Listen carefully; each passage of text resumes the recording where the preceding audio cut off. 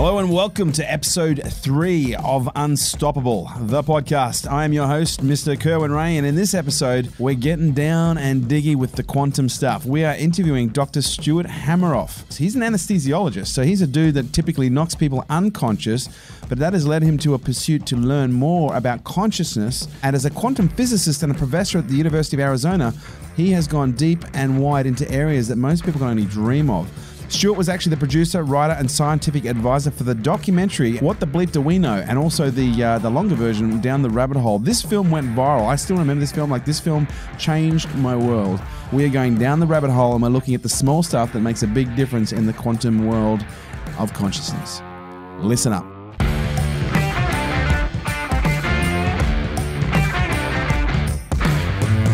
Dr. Stuart Hameroff, welcome. Kerwin, thanks a lot for being here. Absolutely. Now, what do I call you? Do I call you Dr. Stuart. Hammer, Stuart, the Stuart's Hammer? fine. All right, fantastic. Hammer is my nickname in the operating room. I know, right? As if I put my patients to sleep. No kidding. But I don't. I use propofol and gas and stuff like that. And for people who don't know who you are, I'll let you explain a little bit more about that. But I discovered you through the documentary What the Bleep that I watched in 2004. And as you know, as I've already told you, that documentary forever changed my view of the world. And two things impressed me about you. First of all, it was your perspective on consciousness, and secondly, it was that 3-point shot that you just landed so effortlessly when you did your jump shot. So I like to say it was the first take, but the magic of television, right? It wasn't quite. I was a little nervous. I used to play a lot of basketball, and that was my home court up near my house. Right. So for people who don't know who you are, tell us a little bit about who you are, what you do. Well, I'm an anesthesiologist. I'm a professor of anesthesiology and psychology, and director of the Center for Consciousness Studies at the University of Arizona. When I was in college, I got interested in the problem of consciousness, the brain-mind problem. In med school, I was oriented towards brain-mind specialties, neurology, psychiatry, neurosurgery, but wound up in anesthesiology, because my future chairman said, if you want to figure out consciousness, figure out how anesthesia works, because anesthesia is fairly selective.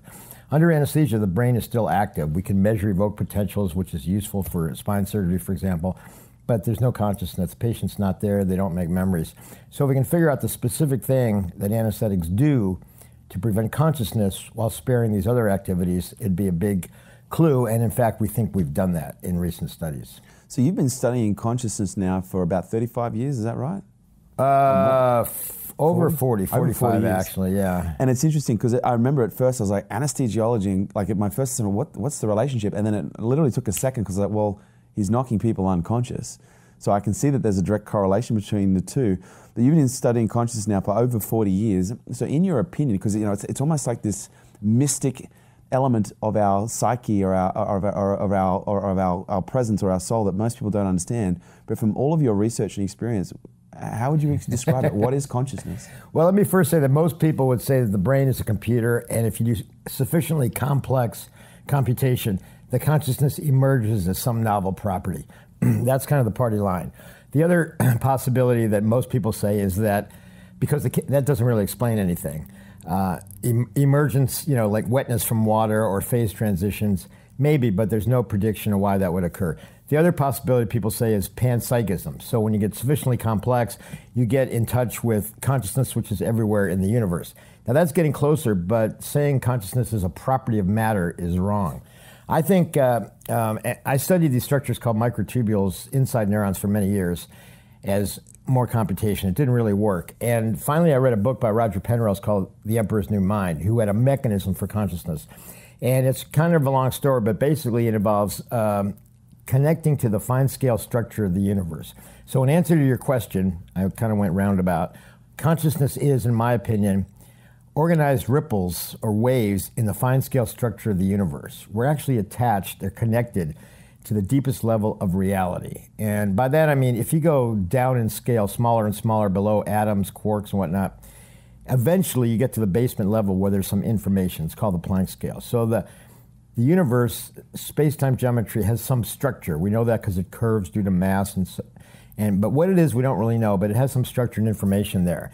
And this has been talked about in mystical traditions as the Akashic record or various platonic values and so forth embedded in the universe.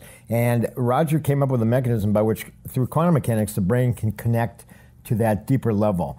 And when that happens and it organizes, I think that's what consciousness is. Now, it's happening usually between our ears, in the brain.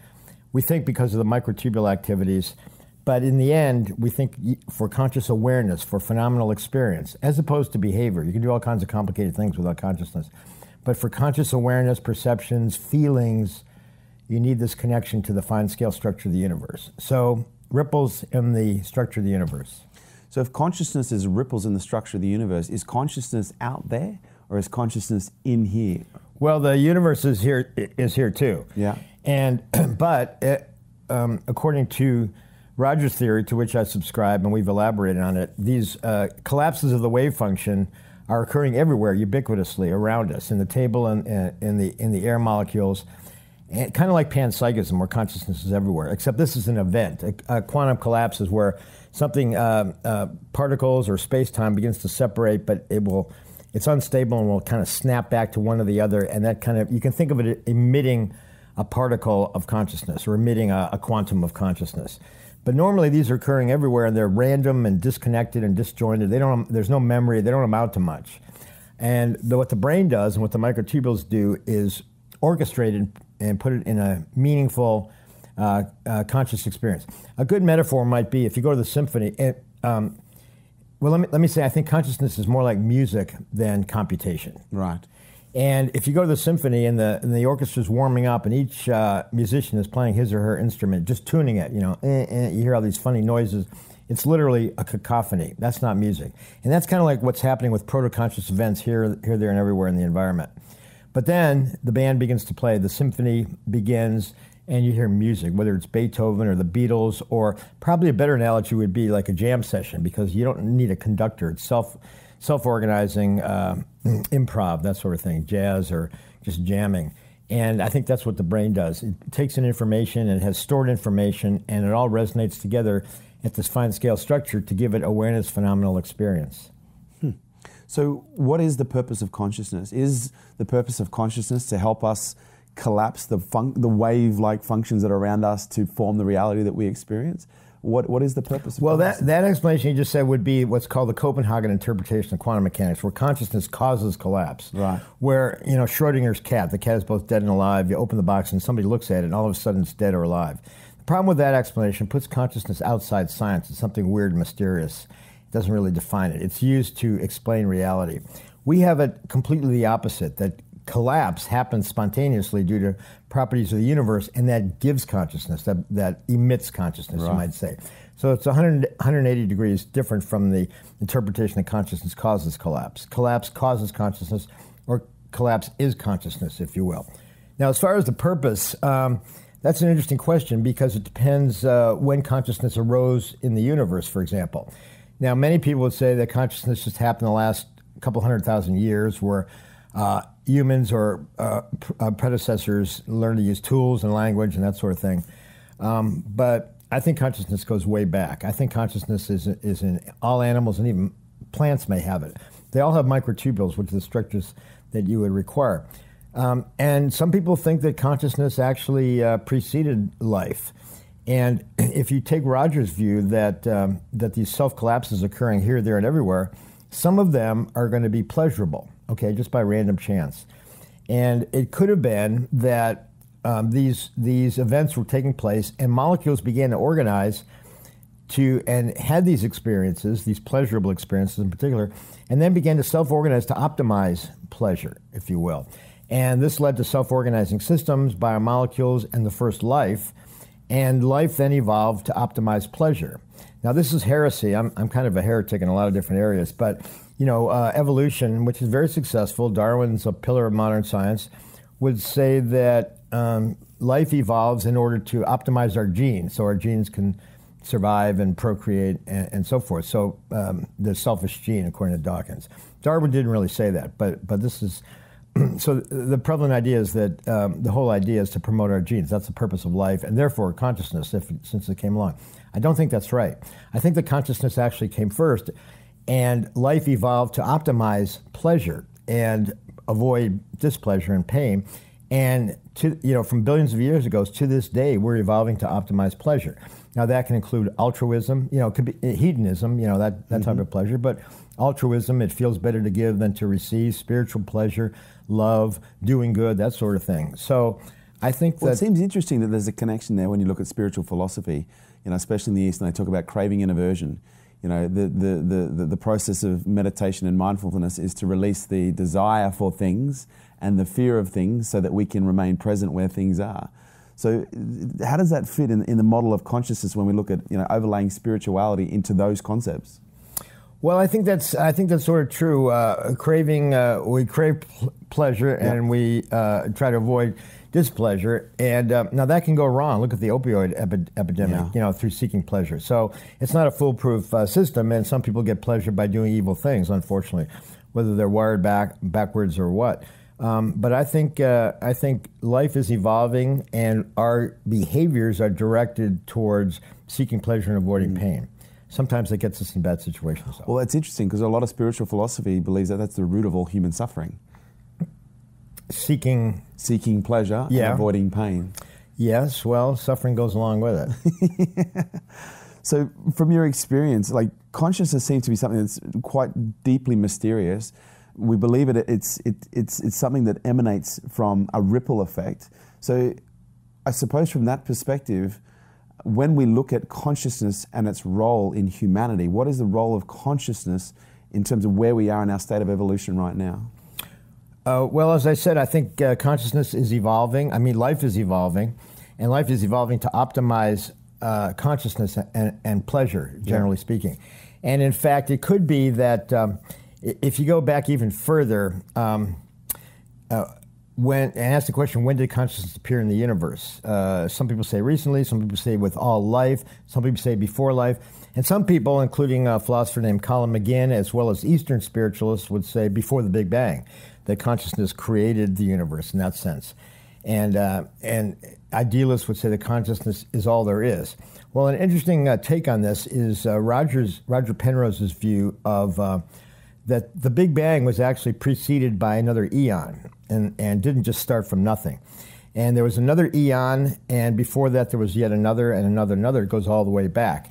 And there'll be future eons after this one. One universe with serial eons, and each eon ending with entropy and kind of a heat death. But as Roger says, when the particles lose their mass, they forget the scale, and you start all over again with another Big Bang, and it happens again. Now, if that's true, it's possible that the physical constants which govern the universe, there's about 22 physical constants, the ratio of the mass of the electron to the proton, and the gravitational constant, the cosmological constant, there's 22 numbers. If they weren't exactly how they are, then there wouldn't be stars with giving off light, there wouldn't be life, and there wouldn't be consciousness. So the universe appears to be fine-tuned, perfectly tuned for life and consciousness. And this has led to a dilemma called which is called the anthropic principle. Why is the universe perfectly tuned for consciousness? And there are two basic answers. One is that it follows the multiple worlds hypothesis in quantum mechanics, where we have an infinite number of overlapping worlds, multiple worlds, and only in this one does consciousness exist. There's a zillion others, and we won the cosmic lottery, and we exist in this universe. Therefore, we're the only ones able to ask the questions. All those other universes are devoid of consciousness. So that explains the astronomical long shot that we live in the perfect universe. That's called the weak anthropic principle. But it involves multiple worlds, which is probably, in my opinion, and Roger's opinion, wrong. The other is the strong anthropic principle, which suggests there's some motivation or there's some guiding, something guiding the universe to optimize these numbers to allow for consciousness. And whether that's something like God, a lot of people have put forth. Roger and I, we have kind of a different idea that, and we put this in our last paper, that if you apply his ideas of a serial universe, and with this changeover occurring at each Big Bang, these physical constants actually go through a process where they can mutate and evolve, much like life mutates and evolve, and that giving rise to evolution. So each eon can actually evolve slightly, or maybe in a big way, from the previous eon, and each eon is therefore slightly better off for consciousness. And then over many, many eons, going back God knows how many trillions of years, the universe itself is evolving to optimize consciousness. So consciousness is evolutionary, and consciousness is evolving. Consciousness is driving the evolution of the universe and life. So it's not evolution isn't driving consciousness. Consciousness is driving evolution. Exactly. And when we look at consciousness, because obviously a lot of people relate consciousness to spiritual practice, to mindful practice. You know, you obviously bringing in a really interesting perspective where we're talking about consciousness, you know, as something that happens deep in the brain activity that essentially then goes beyond brain to a quantum level. But when we look at consciousness and mindfulness, are we comparing the same thing here, or are we looking at two completely different concepts, one's scientific and one's philosophical? I think mindfulness is a description of consciousness when you're contemplative, you don't act rationally, you don't act reflexively, you deliberate, you cogitate and contemplate things before you act. And I think when that's occurring, then you can bring in what Roger described as Platonic influence, Platonic values embedded in the universe. He believes... Before you go into that, explain to people who are listening, what's a Platonic value? Well, when these quantum collapses occur, in most types of quantum physics, they're thought to be random, probabilistic. Einstein didn't like that idea. He said, God does not play dice with the universe. If you have a system in superposition, it somehow collapses to two possibilities coexisting. It somehow collapses to one or the other. Now, the Copenhagen interpretation, which you mentioned, suggests that observation causes that. Multiple worlds would say, no, there's no collapse. Each one branches off to form its own new universe. Roger would say that when you reach a critical level, that it self-collapses to one or the other, and one is chosen. Now, when that occurs, according to him, the choice is not random, as it would be in the other explanations, but rather is influenced by what he calls Platonic values embedded in the structure of the universe, non-computable values. He wrote about this in his book, The Emperor's New Mind, and said, for example, understanding cannot be a computation. A computer can beat you in chess because it can calculate way, way ahead, but it doesn't really understand the game. There's certain situations that it just doesn't comprehend, and you can beat it. And when you think about it, understanding and knowing is really a feeling. So without a feeling, you can't really understand anything. So he said understanding requires something outside the system through Gödel's theorem. And that outside the system were factors in the universe itself which influence the collapse. And these can be Platonic values. Plato talked about pure form and shapes and solids, but these can be aesthetic and ethical values, good versus evil, beauty. And I think of it as kind of a resonance. So if you're mindful when you make your choices, your choices that you select, your perceptions and your actions will resonate with the fine scale structure of the universe, these Platonic values. In a spiritual sense, you could think of it as following the way of the Tao, divine guidance, that sort of thing. In a more scientific terms, it would be influenced by these Platonic values embedded in space-time geometry. And so when we look at the relationship between psychology and consciousness, actually, no, before I go there, I just remember what I wanted to ask you. So from all of your research, you've been able to measure consciousness, correct? Well, you can't really measure consciousness. That's the bizarre thing. Right. It's totally private, and it's very much like a quantum system. If you go to measure a quantum system, you collapse it. Yeah. Because you're interacting with a larger system. We have ways that we can sort of measure it. For example, there are machines in the EEG, simple EEG machines we use in anesthesia. And it gives us, rather than looking at all the squiggly lines, which we don't have time to evaluate, the computer processes them and gives us a kind of idiot number from 0 to 100. And what they say is normally, normal awake people, you or I, hopefully at this point, would be between 80 and 100. And they say if we keep our patients between 40 and 60 under anesthesia, they won't be awake, they won't remember. And then when you get brain death and brain damage, it goes even lower and approaches 0. So these devices can measure can sort of give a quantitative measurement of consciousness indirectly. I don't use them in the operating room because, first of all, they take an epic, they take a bunch of recordings and then tell you what that number was. So the number you're looking at was from a minute or two ago, and that's too late because things change quickly. And controlled studies have shown that you're better off in avoiding awareness under anesthesia, which is very, very rare, but can occur, by just doing what we've always done is just looking at the patient closely, looking at their vital signs, because these things will change slightly before. In any case, these things can, in a sense, give you a quantitative measure of consciousness. Now, they've been applied recently to a very interesting phenomena. that is brain activity at the time of death. And a doctor at George Washington University, Lakhmir Chawla, who was an intensivist, started putting these monitors on patients as they died. These would be terminally ill patients who family elected to withdraw support. In some cases, they were going for organ transplant. And so they might have had some minimal activity, and they turned off the ventilator, and they withdrew the drugs and whatnot, and the number dwindled to 0. And there was the blood pressure dropped very, very low, and the heart rate basically stopped.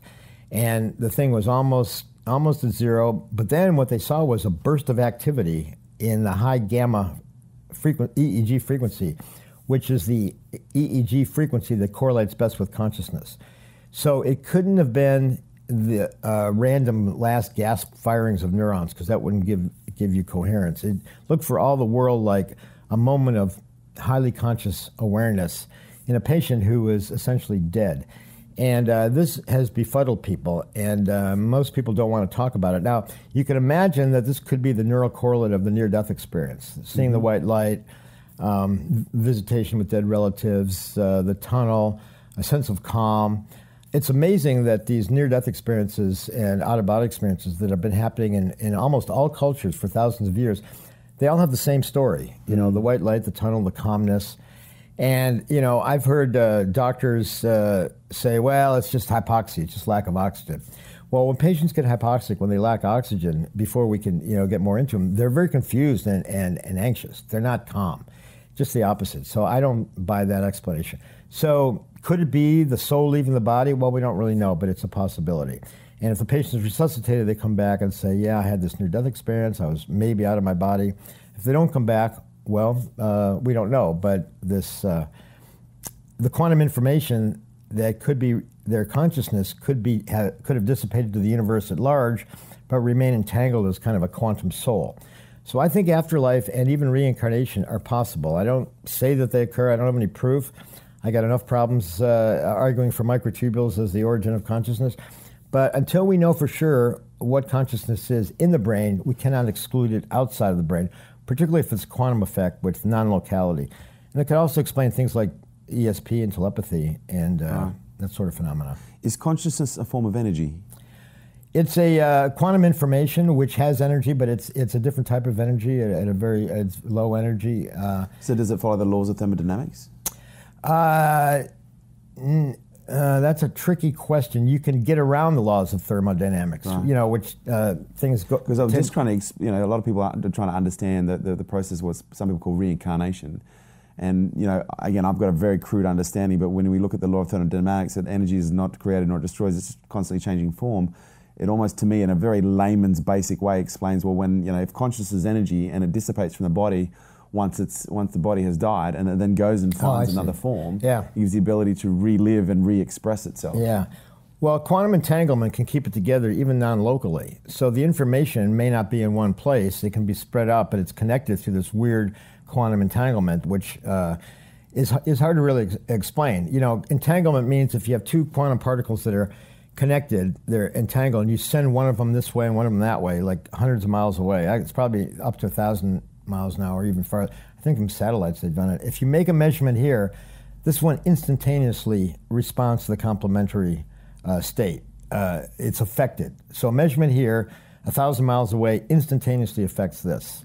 And this was predicted by quantum mechanics, and Einstein didn't like it because it would mean that the signaling was instantaneous, which would have violated his special relativity idea that nothing is faster than the speed of light. So, but nonetheless, the experiments began to be made in 1985 by Aspect, and sure enough, it's true. And since then, they've been used for quantum cryptography and quantum teleportation and quantum computing. And the explanation, the best explanation I've heard, also came from Roger Penrose. I was privileged to be at the 1998 quantum information meeting at the Royal Society in London, the first such meeting. And people were hinting at this all along, and he got up at the end, he said, all you young guys are afraid to say this, but I can say it because I'm already a member of the Royal Society. So he drew this on the blackboard, and he said, when you make a measurement here, the quantum information goes backward in time to when they were together, and then forward to inform the other one. So this backward time effect, which appears to occur in the brain, it may be the secret to entanglement and how things are connected over time. Or it could be that spatial separation and time-like separation are really illusions of the classical world. In the quantum world, they don't exist. Everything's together in some sense. So it's interesting when a lot of people talk about consciousness, especially from the science, and again from what your science, it's like looking at the brain and observing the brain and where it lives in the brain. But what is the heart's role in consciousness? Does the heart play a role? Was it Aristotle who first thought that consciousness came from the heart? We've had someone coming to our consciousness conferences, the Science of Consciousness, for many years. A lady from Sudan, of all places, who believes that consciousness is in the heart, and she always gives these posters, and she's really well-meaning, and I know about the heart math work and so forth, and the heart has a lot of neurons and a lot of microtubules, so they're all over the body, and it's heavily wired with the brain, so it's possible that there's some consciousness in the heart. And I know from my anesthesia work when I used to do cardiac transplants, heart transplants, that the surgeons would talk about, they'd see somebody in clinic who had memories from the donor of the heart. Or they learned to dance and they could never dance before, or this or that. And even addictions, I believe, as well. Like addictions can be, yeah. So you do get some aspects of consciousness, memories, and traits and behaviors from. You can anyway from a transplanted organ, which has these microtubules, which have the it could be in some other organelle, but this explanation works, and that's how. So it could be that there's some consciousness in the heart at all times, even now, or throughout the body for that matter. There's microtubules everywhere. I think the brain is special though because you have the way that the microtubules and the neurons are configured to optimize consciousness, but it can happen in any, well, I'll say in any structure with microtubules, which would be any animal cell, any plant cell, and even in a very simple form in bacteria and archaeobacteria. So all life forms to some extent. Do we have any control on our own optimization of our own consciousness? Well, that depends on whether you're believe in determinism or not. It could be that we're kind of forced, everything's already happened and we're just following a path. I don't actually believe that. I think that we do have some kind of volition and free will, if you will. The problem with free will, before we even get to that question, is let's say you and I are talking, you say something and I answer immediately, If someone were to measure the activity in my brain detecting what you said, it happens after I've already responded. Now, in my mind, I'm acting consciously. I understood what you said, and I'm responding consciously. But the activity for what you said hasn't happened before I respond. And because of that, the party line in neuroscience and philosophy is that I respond non-consciously. And I have this false illusion after the fact of acting consciously. And this has led to the idea that consciousness is epiphenomenal. In other words, it doesn't really cause behavior, it's along for the ride. And we're merely helpless spectators, as T.H. Huxley once said, along for the ride. Like the steam given off by an engine. It's not driving the engine, it's a byproduct. And that's what most people think of consciousness because it seems to come too late. However, as Fred Alan Wolf said in his talk the other day, and as Benjamin Libet and many others have shown over the years, there's this funny backward time effect in the brain that up to a half a second or several seconds, so that the activity that detects what you said can go backwards in time. So when I speak, I am actually speaking consciously and have the information, even though the brain hasn't figured it out, but it sends it backwards in time. So that would allow free will and conscious control of my actions, irregardless of determinism or other issues, just by this backward time effect. Without backward time effects, free will is impossible, at least for very rapid responses, which appears to us to be conscious. Science has been able to give us a lot of really amazing insights on philosophy and spirituality, but specifically how prayer and meditation affects us at a biological level, at a physiological level. Obviously, most specifically, a lot of people talk about what happens to the brain over time, as we meditate, and more recently with the heart. What is the effect on consciousness as a result of meditation? Well, consciousness it is enhanced in some way, and it's been shown for many years that meditators, the Dalai Lama sent his best meditators, monks, to a neuroscience lab at Wisconsin years ago, Richie Davidson's lab, and they studied these monks with EEG and MRI, and what they found was that their baseline EEG frequency was higher than normal people. So normal people are maybe 40 hertz is their baseline, 40 times a second. But they were 80, and when they meditated, they went even higher, up above 100. And so the fact that there was faster at baseline means that their brains had changed over time, and when they meditated, their frequency went higher. Now, to me, that means you're having more conscious events per time. First of all, I should say that I think consciousness is a sequence of events. It's not a state, it's not a property. It's a process, kind of like Alfred North Whitehead. It's a sequence of discrete events, bing, bing, bing, bing, bing. And yet it appears continuous to us. We don't have a stroboscopic effect. But it's like if you go to a movie, the movie is a sequence of frames. If you watch a video, it's a sequence of frames at about 30 hertz, and yet it appears continuous. Now, there's a slightly different explanation for that, but that's how I think consciousness is, a sequence of events. So when you're excited or altered or you meditate, the frequency goes up. And in some cases, that could give the impression that the outside world is slowing down because you're having conscious more higher frequency than the other person or the outside world normally has. So people in a car accident say as the car is spinning, everything slows down. The great basketball player Michael Jordan said that when he's playing well, the other team is in slow motion.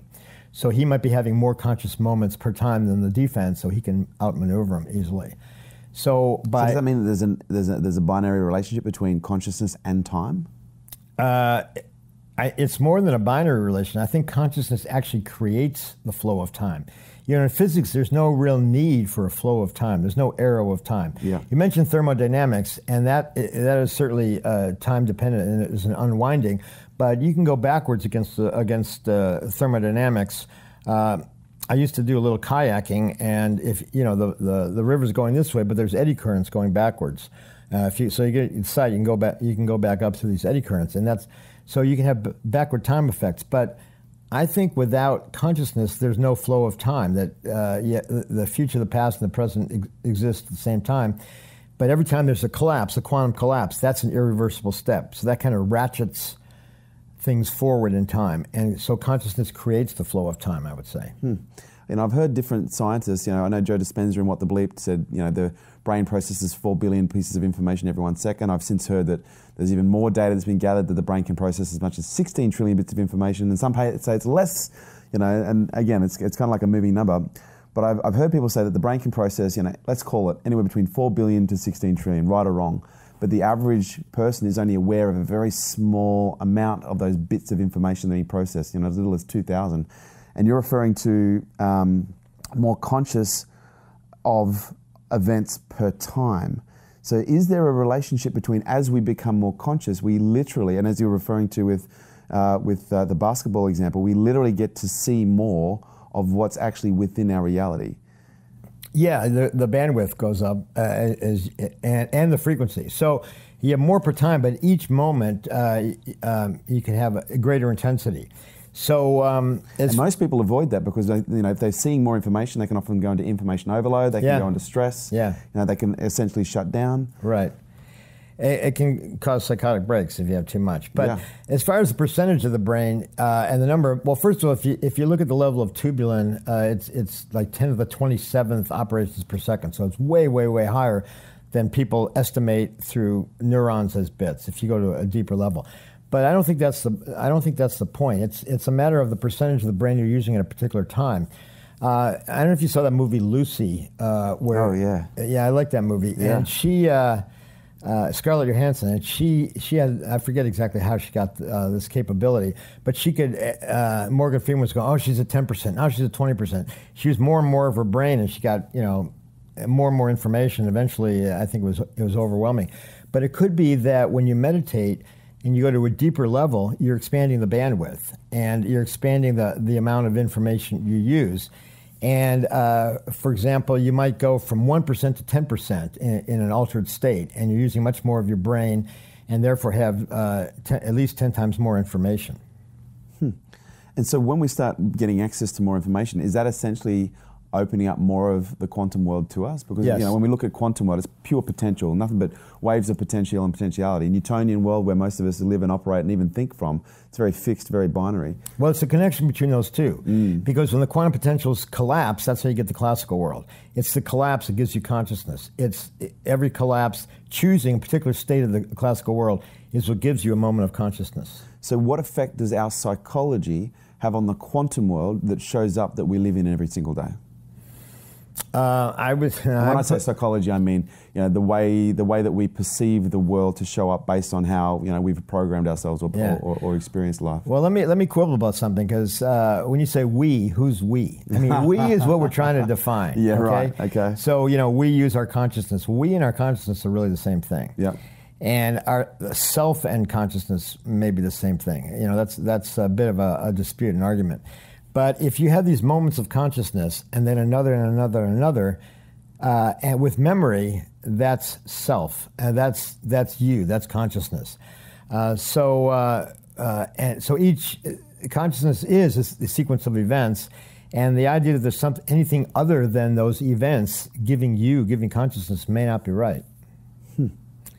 So we're just a sequence of conscious experience. We have memories, that's why you're Kerwin and I'm Stuart, and so forth, and we have our histories and so forth, but it could be that there's nothing other than Kerwin or Stuart than the sequence of experiences. So where does the soul fall into this? We've got this consciousness that can be liberated from one form to another. What is this, in your opinion, from everything you've learned? What is the soul? Well, as I said, I take this somewhat dangerous position that consciousness can exist outside the body as the quantum soul and come back in if the patient's resuscitated and you have a near-death experience.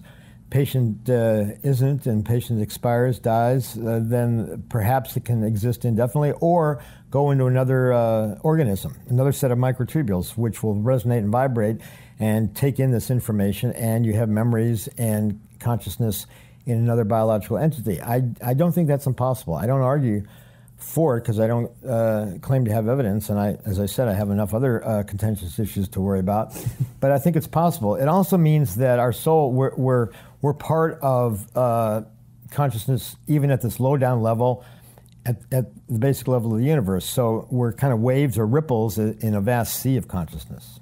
So you've referred to near-death experiences a number of times, and we've had some doctors say it's nothing more than an electrical impulse. We've had other people say it's the direct line to God.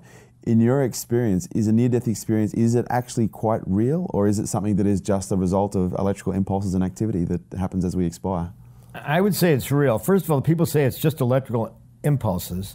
I think that's wrong for several reasons. I think getting away from near-death for a second, just normal consciousness in our brains at any one time is not just the electrical impulses of the neurons. I mean, that dog won't hunt, as they say. That it doesn't seem to work because brain mapping, mapping all the connections doesn't even give behavior, much less consciousness, even for very simple organisms. So even under normal circumstances, I think it's not just by electrical impulses. They generally mean the membrane, at the surface membrane and synaptic. You have to go inside to a deeper level where you have these microtubules which have access to quantum effects, and that connects you to the structure of the universe. So I would dispute the idea that normal consciousness is just electrical impulses. So in the case of the near-death experience, we have this burst of activity that seems to correlate with the white light and the tunnel and the visitations. That's probably another form of quantum consciousness, but at a deeper, faster level, a more intense experience. So you can go, if you meditate, you increase the frequency. Certain hallucinogens take it even faster. And I think that takes you deeper into the structure of the universe. You use more of your brain. You have a greater bandwidth, more non-locality. You're connected more to other people and to the platonic values, and you become more at one with the universe. It's interesting. You mentioned something there about psychedelics, and I'm just curious just to go back on another tangent for a second. What role do you think psychedelics have played in the exploration of consciousness before science came around? And is there still a role for psychedelics in the exploration of consciousness today? Well, I think it's played an important role. I think a lot of people interested in consciousness may have gotten their start through psychedelic experiences. We have sessions on psychedelic drugs and anesthetic drugs at our conference, The Science of Consciousness, almost every year, if not frequently. And we still don't know how they work. I mean, most people would say they act at membrane receptors, but that doesn't seem to explain much. And we are planning on doing studies on these microtubule vibrations. We've already shown that anesthetics dampen and slow down the oscillations, these quantum oscillations, these microtubules markedly. And we're going to now test through simulation effects of psychedelic and psychoactive drugs on the microtubule vibrations.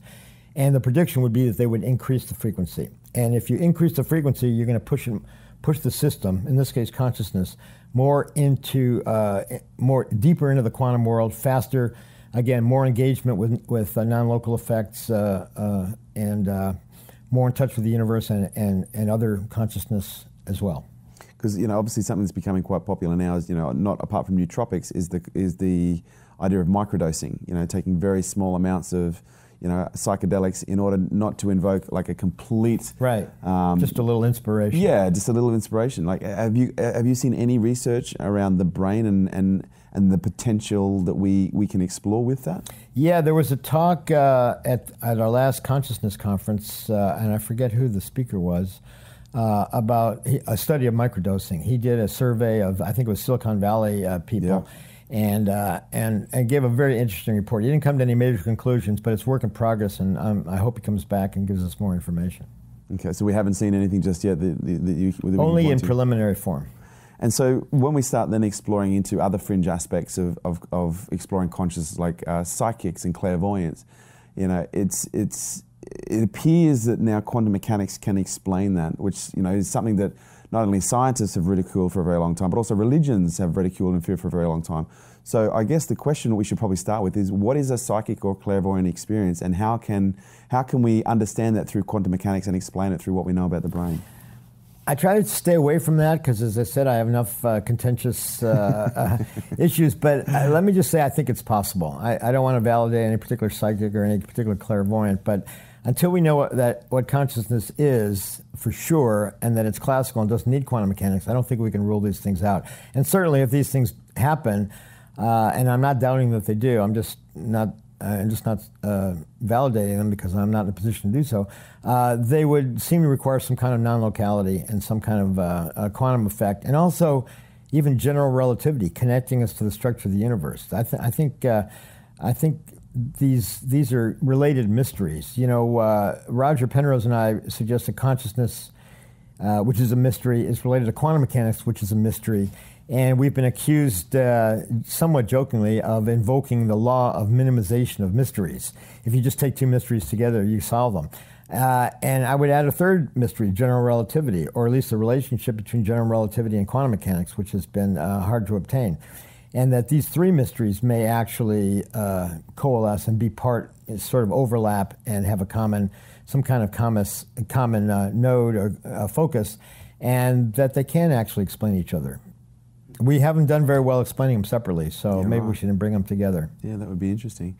So as we start to wrap this up, I'm curious, obviously we've gone into some very interesting areas, but I'd love to bring it back to something really practical. Like with everything that you've learned, like you've done an enormous amount of research. You're connected with, not only your mind, but some of the brightest minds in the scientific community. From all of your research and everything you've learned, how can we take it back to a practical methodology for living, or a practical, set of steps for living? With what you've learned, what can we take and how can we use it to explore either consciousness or ourselves in order to live more fulfilled and happier lives? Yeah.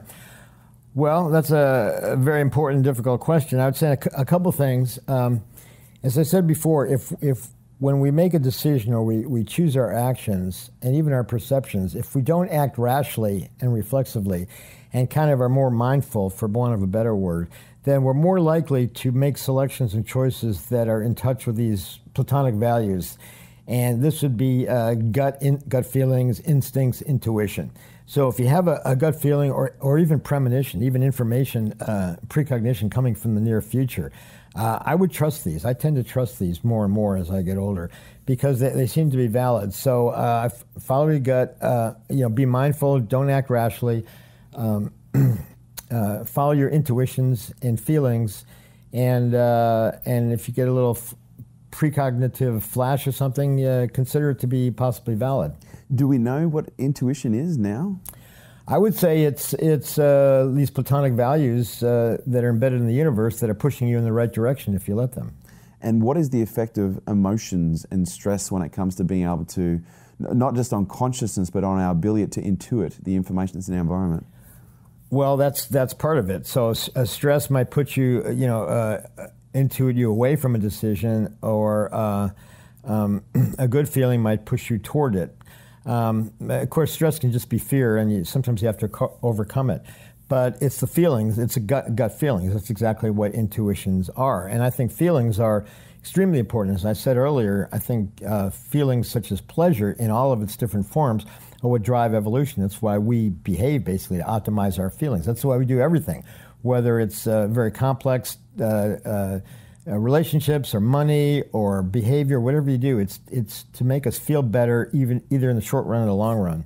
And that's what drives evolution. That's what drives living systems. And how can we practically distinguish, if we're new to consciousness or we're new to some of these concepts, how do we distinguish between what's an emotion, perhaps, and what's actually a genuine intuition? Well, I think they're related, and we could be having these emotions because of some intuition, which is, again, due to possibly platonic value. That's the universe is trying to tell us something. It could be that. So, on the other hand, we have feelings for not good reasons, for bad reasons that you have to overcome, and that's everybody's history and so forth. Fantastic. And if there's one last question I'd like to ask you, what is it that you believe that we can do today as individuals in order to develop a superhuman level of consciousness for tomorrow to live a better life? Superhuman level of consciousness. Well, I think, first of all, mankind is evolving towards, we've been evolving ever since, and I think we're going to continue to evolve by doing the things you've been talking about. I think we can, if we listen to these feelings and act accordingly in the moment, we can defer anxiety. In anesthesia, we have crises all the time. And I've learned over the years to stay calm and act rationally, listen to my gut feelings. Quite often I do the right thing and without even realizing why it was the right thing, but it turns out later it was the right thing. And then later I get nervous about it. That could have gone the wrong way, but fortunately it didn't. But I've been doing it a long time and I'm very experienced at it, but it's still quite a challenge. The last thing I want to say is there are also ways to augment consciousness, meditation, in some cases psychoactive drugs perhaps, but there are ways to stimulate the brain non-invasively with electrical or magnetic or even photons into the brain, and we've been studying putting ultrasound into the brain. Ultrasound is an imaging technique, and women, you can look at the baby and the fetus in the uterus, and we use an anesthesia to look for the jugular vein to start lines or nerves for nerve blocks and so forth. And ultrasound is mechanical vibrations in megahertz, about 1 million cycles per second. It's mechanical. Now, if that were electromagnetic, it'd be radio frequency waves. I don't want to put radio frequency waves into the brain, although some people have done it. But the point is that these megahertz vibrations are where the microtubules resonate. And when I found out that microtubules have megahertz resonances, I wondered, and I saw an ultrasound machine that we were using in the operating room, I wondered if putting ultrasound in the brain would have an effect on consciousness. And to make a long story short, I had to be the guinea pig and try it myself. And sure enough, it kind of gives you a buzz, and it gives you creative feelings, and very few seconds, 15 seconds of stimulation results in about an hour of feeling good and creativity. We did the first study, a clinical study on transcranial ultrasound, transcranial across the skull into the brain. It's attenuated by the skull, but enough gets through to bounce back and give you an image, and showed mood improvement in depressed patients. We've done other studies on depressed patients, and a group in Australia actually has shown in mice with Alzheimer's, genetically induced Alzheimer's, that they get markedly better from ultrasound. And because in Alzheimer's disease, the microtubules fall apart, and the megahertz vibrations actually promotes their reassembly. So we may actually be repairing neurons in Alzheimer's, also brain injury, and maybe even addiction. So we hope to try this. It's very safe, it's painless, and it could be something that could also be used to augment normal consciousness and help us evolve even further in some way. So should we be running out buying our own ultrasound machine? And well, we have to do the studies first. Right. Don't get ahead of it. But I think it's something worth looking at. Okay, fantastic. Stuart, mate, I have to tell you, this has been 13, 14 years in the making. It's a real honour and a pleasure not only to have you here and sharing your wisdom and your insights, but also have you speak for our K2 Elites this weekend at our Bending Reality Conference here in Vancouver. So for myself and the rest of the listeners, wherever they are watching, thank you so much for your time, mate. Well, Kerwin, thanks for having me. It was a great time. Real pleasure. There you have it, guys. Thanks for tuning in to Unstoppable with me, your host, Kerwin Ray. And do me a favor, don't forget to drop me a review on iTunes. Would love to hear what you think. I love reading what you guys have to say. And your reviews make sure we keep creating killer content just like this. If you want to stay up to date with me and all my movements, please jump onto the website, kerwinray.com. And also check us out on social media at Kerwin Ray.